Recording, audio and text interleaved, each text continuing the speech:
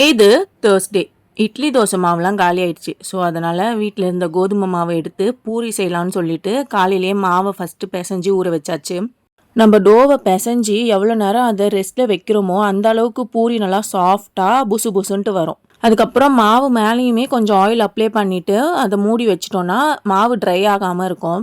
இந்த வெரைட்டி ரைஸ்லாம் சாப்பிட்டே ரொம்ப நாளா ஆன மாரி இருந்தது. எப்ப பார்த்தாலும் குழம்பு, சாம்பார், ரசம் இப்படியே சாப்பிட்டு சாப்பிட்டு கொஞ்சம் போர் அடிச்சிருச்சா. ஸோ இன்னைக்கு புளியோதரை செஞ்சிடலான்னு சொல்லிட்டு புளி ஊற வச்சுட்டு, டெம்பிள் ஸ்டைல் புளியோதரைக்கு ஒரு மசாலா பவுடர் ரெடி பண்ணணும். ஸோ அதுக்கான இன்கிரீடியன்ஸ் எல்லாம் ட்ரை ரோஸ்ட் பண்ணிட்டு, அதுக்கப்புறமா அதை பவுடரும் பண்ணியாச்சு.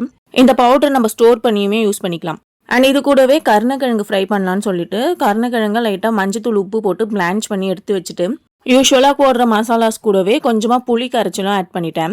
சம்டைம்ஸ் கருணக்கிழங்கு வந்து நாக்குலாம் அரிக்கும்ல சாப்பிடும்போது. ஸோ அந்த பிரச்சனைலாம் இல்லாமல் இருக்கிறதுக்காக புளி தண்ணியும் ஆட் பண்ணியாச்சு. அண்ட் கருணக்கிழங்கு ஃப்ரை பண்ணும்போது கொஞ்சமாக கறி லீவ்ஸ் மேலே ஆட் பண்ணோன்னா ரொம்பவே ஃப்ளேவர்ஃபுல்லாக இருக்கும். அண்ட் இன்னைக்கு லஞ்ச் பாக்ஸ்க்கு நல்லா சுட சுட டெம்பிள் ஸ்டைலில் புளியோதரை. இதோட ரெசிபி கூடிய சீக்கிரம் அப்லோட் பண்ணுறேன். கண்டிப்பாக ட்ரை பண்ணி பாருங்கள்.